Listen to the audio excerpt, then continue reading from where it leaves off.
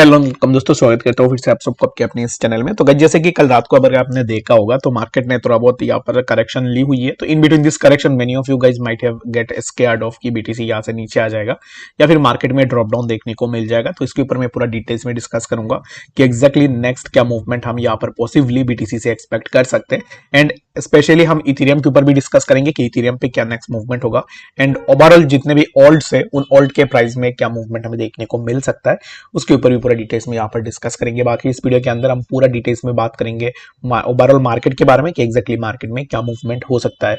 बाकी वीडियो में आगे बढ़ने से पहले इस वीडियो के अंदर जो भी मैं आप लोगों के साथ डिस्कस करूंगा वो मेरे personal opinion, thoughts and research रहेंगे।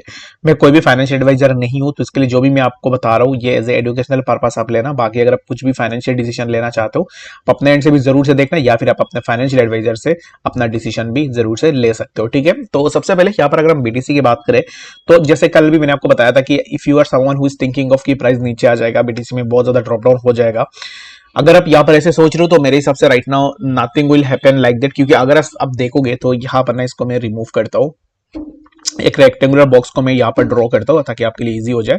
तो यहाँ पर ना एक रेक्टेंगुलर बॉक्स को मैंने ड्रॉ कर दिया। Price is consolidating in between this particular rectangular box and यहाँ पर प्राइस के अंदर इतनी स्ट्रेंथ है कि प्राइस ने सिर्फ एक ही बार ही इसी जोन को टच किया है, अदरवाइज प्राइस ने एक बार भी इसी पार्टिकुलर जोन को टच नहीं किया है। ठीक है, तो अब इस टाइम पे राइट नाउ यहाँ पर हो सकता है कि मार्केट में आपको थोड़ा करेक्शन देखने को मिले। जैसे कि वीकेंड है तो वीकेंड के टाइम में बड़े वॉल्यूम्स मार्केट के अंदर नहीं आते, यानी कि जितने भी स्मार्ट मनीज है वो मार्केट के अंदर ज्यादातर ट्रेड नहीं करते, क्योंकि इंस्टीट्यूशनल जो भी इन्वेस्टर्स होते हैं उनका इंस्टीट्यूशन यहाँ पर ये या फिर कंपनीज वगैरह वीकेंड के ऊपर बंद रहती है, तो इसके लिए वहां पर ट्रेडिंग कम देखने को मिलता है, जिसके कारण आपको वॉल्यूम भी मार्केट में कम देखने को मिलता है। But it doesn't indicate that कि प्राइस या मार्केट नीचे आ जाएगा या फिर मार्केट में ड्रॉप डाउन हो जाएगा। तो there is something like that कि प्राइस बीटीसी के लिए अगर प्राइस नीचे आना है तो प्राइस समवेयर अराउंड 51,300 यहां तक आ सकता है। Beyond this zone I am not expecting anything in BTC, और मेरे हिसाब से इसी जोन के नीचे बीटीसी के प्राइस नहीं आएगा। If you are thinking of कि प्राइस यहाँ से नीचे आ जाएगा, प्राइस में बहुत ज्यादा ड्रॉप डाउन हो जाएगा, तो मेरे हिसाब से अभी इस टाइम पे आपको उतना टेंशन नहीं लेनी चाहिए। ठीक है, and the second important thing is that कि वीकेंड है तो हो सकता है कि प्राइस इन बिटवीन 51,400 से लेके 51,400 इसी पर्टिकुलर जोन से लेके, इसको मैं यहाँ पर मार्क कर दूं, 51,400 से लेके इसी जोन के बीच में ही आपको प्राइस के कंसोलिडेशन देखने को मिल जाए। ठीक है, तो इसके लिए जरूर से आप इस चीज को देख सकते हो, जैसे कि यहाँ पर मैं मार्क कर रहा था, इसी जोन से लेके यहाँ तक आपको एक साइडवेज कंसोलिडेशन देखने को मिल जाए। और ये जो साइडवेज कंसोलिडेशन होगा ये हो सकता है कि आपको पूरा वीकेंड में ही यहाँ पर कुछ इस तरीके का कंसोलिडेशन देखने को मिल जाए।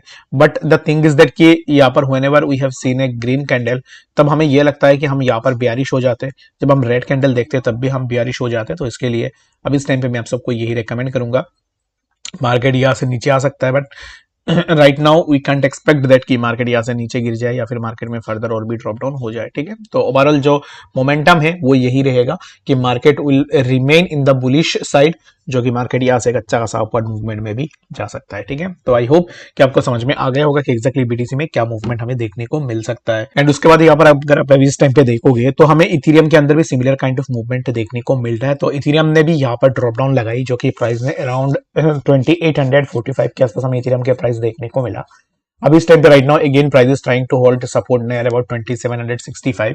तो मैं आपको यही रिकमेंड करूंगा कि Ethereum is still also bullish. तो इथेरियम के अंदर भी अगर आप शॉर्ट कर रहे हो तो इस टाइम पे शॉर्ट के लिए मैं आपको बिल्कुल भी रिकमेंड नहीं करूंगा। इथेरियम अब इस टाइम पे जिस जोन पे चल रहा है यहाँ से इथेरियम का जो नेक्स्ट स्टॉप होगा ना, इसको आप कहीं पे भी नोट डाउन करके रख लेना। ये जो इथेरियम अब इस टाइम पे हो सकता है कि मैक्सिमम 2763 के आसपास आए, और उसके बाद इथेरियम इजीली आपको 2900 या फिर 3000 के आसपास भी इजीली देखने को मिल सकता है। तो आई होप कि आपको बीटीसी एंड इथेरियम के बारे में समझ में आ गया होगा। एंड कल मैंने यहाँ पर आपको बताया था कि एप कॉइन का यहाँ पर अनलॉक होने वाला है, एंड अनलॉक होने वाला है उसके ऊपर मैंने यहाँ पर पूरा डिटेल्स में एक चार्ट एनालिसिस भी किया था और आप लोगों के साथ शेयर भी किया था कि क्या मूवमेंट हो सकता है एप के अंदर। बाकी अगर आपने टेलीग्राम पे ज्वाइन करके रखा हुआ है तो फिर आपने उस एनालिसिस को जरूर से देखा होगा। अगर आपने उस एनालिसिस को देखा है तो आई होप सो कि आपने यहाँ से एक अच्छा सा बेनिफिट भी लिया होगा। ठीक है, तो अब इस टाइम पे नेक्स्ट हम क्या एक्सपेक्टेशन लगा सकते हैं, तो the next expectation from the market would be that कि अब इस टाइम पे डिपेंड करेगी बिटकॉइन डोमिनेंस के ऊपर। ठीक है, तो डोमिनेंस अब इस टाइम पे कहां पे चल रहा है, right now the price of dominance is at around, यहाँ पर अगर आप देखो तो 2223 के आसपास अब इस टाइम पे डोमिनेंस चल रहा है। तो डोमिनेंस जब भी यहाँ पर डोमिनेंस में अपवर्ड मूवमेंट होगी तब आपको ऑल्ट्स में ड्रॉप डाउन देखने को मिलेगा। तो यहाँ पर क्या है ना कि अभी इस टाइम पे राइट नाउ जैसे मैंने आपको बता रहा था कि ऑल्ट्स कॉइन में क्या मूवमेंट होगा, तो वो मैं आपको इस वीडियो के अंदर भी बता दूंगा। तो सबसे पहले ना हमें देखना पड़ेगा बीटीसी डोमिनेंस को, एंड यहाँ पर डोमिनेंस के ऊपर रिलेट करके आप ऑल्ट्स के अंदर 60% ये आइडिया लगा सकते हो कि ऑल्ट्स में क्या मूवमेंट होगा। बट यहाँ पर कुछ ऑल्ट्स ऐसे होते हैं जो बीटीसी एंड डोमिनेंस के ऑपोजिट में मूव करते हैं, तो उन कॉइन्स को भी आपको जरूर से चेकआउट करनी है।